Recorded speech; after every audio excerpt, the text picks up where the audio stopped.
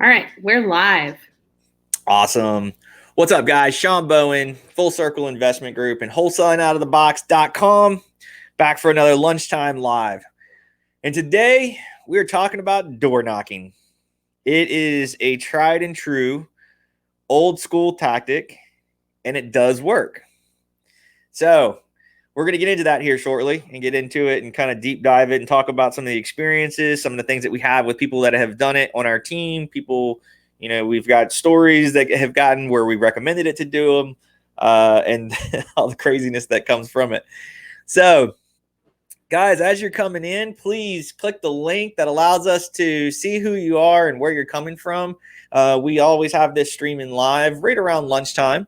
So either watching the replay or watching us live. If you have questions, ask us while we're here. If you have questions later, please write in comments for us. And we always review these things.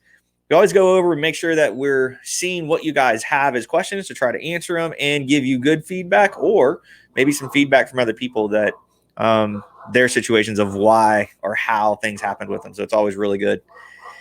All right, so let's talk about what is it like to door knock? And it's a pretty common statement, right? Like it literally means you're going from door to door and knocking and asking those simple questions. Would you be interested in selling? And what does that sound like when you open the door, or what is your pitch that you're going to say when somebody opens their door, to down to the nitty gritty of how it all plays out? So what that sounds like is hopefully you've already done a little bit of research in the area to know where you're going to go, right? And then maybe you're looking at maybe the pre-foreclosure stuff, which I know a lot of people are talking about lately. That's going to be coming down the pipe, and that people are going to be trying. But what if you're just in a neighborhood where there is nothing but it's just a moving market, okay? And you're literally going from door to door and have something that you can leave with the seller, okay? Or even if they're interested, that's if you get past the original statement of, yeah, I'm interested, or get your ass out of here. So, guys, remember, this is, it's a hard thing to do, right? You're going to probably get in front of multiple doors and be told no. You're probably going to get cursed out. There's a lot of negative things that come from doing this. So you have to have that really thick skin, and you have to have a talk down pat of what your, call it, elevator pitch sounds like. Hey, my name is Sean. We're buying homes in the area, and I was just interested to see if something might be something you'd be interested in. That's as simple as it is, guys. There's nothing crazy about this. There's nothing that has to be so fancy. Remember, you just want to have a real talk, and you're just trying to figure out if they would be interested in selling, right? So you're going to get the no, you're going to get the get out of my face, get away from my home. And this is another thing I want you guys to remember is what kind of home are you going to look at, right? Is this a gated home that you had to walk through a gate and then go knock on the door? Be aware of animals, right? Or is this in maybe like a row home or townhome situation where you're just cruising down individually, right? And you're going from door to door, literally knocking, and there's no entering private property type situation. You're just walking up to the door and knocking on it. Keys for attention to detail. You see a sign that says no soliciting, know that you're already in a negative start, right? That's a big issue. Like somebody just doesn't want that to happen, and you've already gone against that wish. Okay, so be ready for that. And then let's say you get past that point, and yes, they're interested in selling. Okay, so I don't care if it's in a male, female role. Let's just say the person says, yes, you're interested in selling. And okay, cool. Do you have a few minutes? You can tell me a little about the home. Like kind of, I can see the outside, but maybe tell me a little about the home, from exterior to interior, like our virtual walkthroughs we talk about, big ticket items. And then if you've already done the research ahead of time, then you really know where you're going with your numbers, right? So if you've done the marketing, or not the marketing, but the research that says you can't offer more than 140 on a 240 retail based on fix and flip and rehab, then you know that number. If they're asking 190, 200, you know you're way outside of those numbers. Or if you're in a townhome situation, you've already reverse engineered the number, knowing you can't offer more than maybe 60, 70, and they need 90 to 100. Okay. So this kind of math helps you a lot walking into these situations, right? So the other piece of this is if you're comfortable doing this and asking the seller when after these questions get answered, they're willing to talk to you, everything's flowing nice and easy, then is it worth walking through the home to actually look at the home, right? This is another part that you have to be careful with. So is this a situation where, I always ask the seller, hey, if there's any animals out and loose, can we put them away somewhere? Is there anything I need to know about, just make sure I don't want any weapons around. I don't want to trip over anything or have anything around that makes you feel uneasy. I don't have anything on me. Just letting people know what's going on, right? This is a very detailed thing. This should happen no matter what you do as a walkthrough, but specifically for door knocking, right? If you get the ability to walk in a home, you got to be careful. You just don't know, right? Is there anybody else in the home? Can we let everybody else in the home know that I'm here and that we're going to be walking the home? Just getting everybody comfortable with the situation and self-awareness for yourself to be protected. Okay, this is very, very important things. So always, if you're doing this door knocking, have yourself a flashlight. Have something where it's maybe like a pen or a pad or something you can take some notes down with. And always just being aware of your surroundings. Okay. So get through, get your pictures, good to go. The last piece you need is something to leave with the seller, right? You need to leave something with them, whether it's a card, whether it's a little flyer that you made, that it says your name and it says the address of the property and this could be like a fill-in dot, right? So we used to use these as like guerrilla marketing pieces we leave on the doors. But you can have this as a flyer that just says your name, right? And then you could leave these blanks so you can fill them out for different people you want to do this, leave the address. And then maybe you guys came to an agreement on a number, right? Leave that on the paper. It says, here's what we'd be willing to offer. And then the number to reach you at, right? So you now have something, they have something tangible in their hand. It's not just a guy that came in and talked to me and then what? I'm going to call you later? Yes, but you need something tangible to hold and have in your hand so they can come back and reference it. Okay. And then, of course, just go into the next one. During that, let's go back to that conversation for a hot second where we're talking about, maybe that you got through all of this and the end of the statement or end of the questionnaire or questioning would be like, hey, do you know anybody else in the neighborhood that might be interested in selling? You just never know unless you ask. They might know a friend. They might know somebody else that's a family member or just somebody else in general that said they were interested in selling, but it needs a lot of work. You just don't know, right? So it's always good to ask that last question of, do you know somebody else that might be interested in selling? So let's go into a scenario where we're talking about, we asked one of our acquisitions guys, Cam, he has some time to come on. So I want to bring him on for a quick second and let him talk to his experiences of what it was like to go door knocking and what that looked like and what it felt like. And let's see what happens. What's up, man? What's going on? Just talking about door knocking and the weirdness that comes with it and the craziness. And it's like, it's hard, right? It's a really hard process. And It's a really uneasy process for those people that aren't, the extrovert that's okay with just randomly walking up somebody's door and knocking on it. But give some experiences of what's happened with your situation, what's happened as you've done this before. Yeah, sure. So I heard you mention in the flyer, in my experiences, I would say more often than not, the door is not answered. Maybe it's a vacant property. But when the door is answered, yeah, that first conversation is a little tricky, right? Because you want to, not a lot of people just knock on a door and say, hey, can I buy your house? Or are you selling your house? Right. So it's kind of a, hey, just, looking through the neighborhood, riding through the neighborhood and just, kind of saw your house. Just was wondering if you had any interest in selling it. It's kind of a real making sure that it's kind of a passive, easygoing kind of conversation, I think is best. And hey, just want to know if you're going to sell your house. You know what I mean?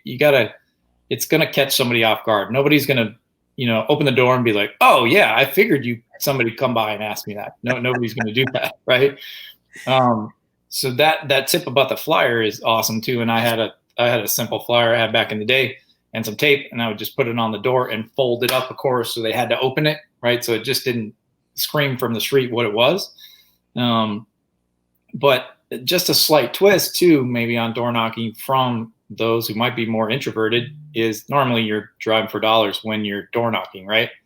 So I always, if I see a property that I know fits the candidate or fits the criteria for what I'm looking for door knocking and driving for dollars, and there happen to be somebody walking their dog on the street, there's somebody barbecuing next door, there's somebody working on the car in the garage, they're mowing. If I can get their attention, maybe. I think one guy was kind of mowing and was about to change his bag on his lawnmower one time, so I talked to him. For those introverts, that might be a little bit easier because now the person's already outside. But one thing is for sure is that those people in that area that live around that house, especially the neighbor on either side and the neighbor across the street, if that house is an eyesore, if it has broken windows, if it has a roof that's sagging or tarps on the roof or any of those things that you look for, they want that property to be fixed up. So they're more than happy to be like, if you're like, hey, excuse me, sorry to interrupt your mowing here. I'm just kind of riding through the neighborhood and I saw this house here. I might be interested in mine. I mean, do you have any idea what's going on? Maybe they might be interested in selling. I'll tell you what, if they can help you and they have information, they're probably going to give it to you because they're like, oh yeah, that house, man, the dog just poops everywhere all over. They don't clean it up. The roof's been leaking. The tarp blows off. The roof blows on my property. They're going to tell you all that. And they're going to be like, yeah, his name's Joe. I mean, here's his phone number. If they have it, they're going to give it to you. I promise. So that's maybe an easier way for the introverts.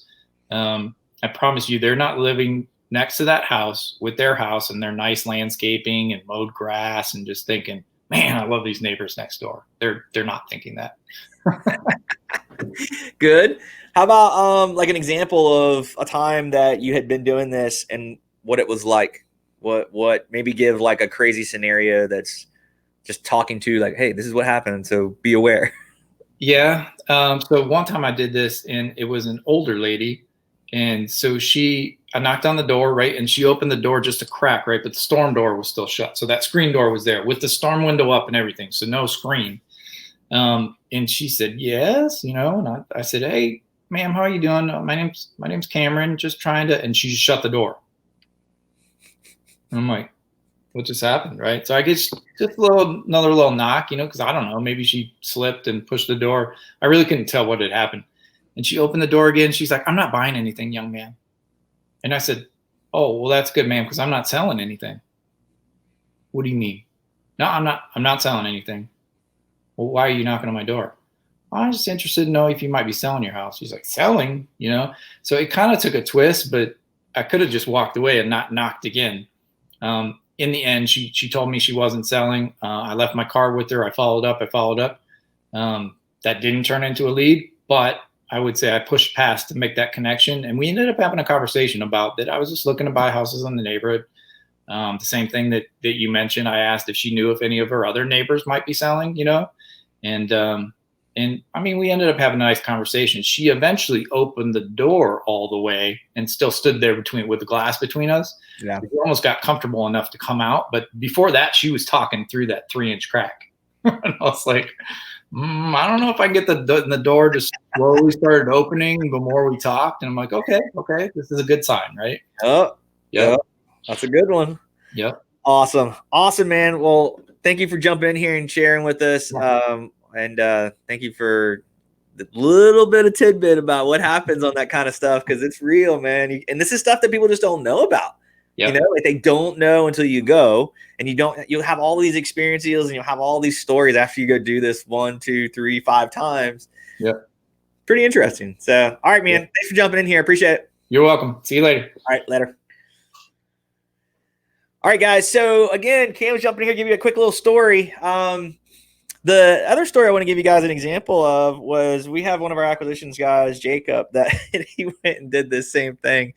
And the way he approached it was, hey, my name's Jacob. I was looking for – he actually knew the name of the person, and it was a female's name. And the guy answered the door. And whatever the name was, hey, is Sandra Wilson here, right? And he goes, that's my wife. And he's like, oh, okay. Well, can I speak with her?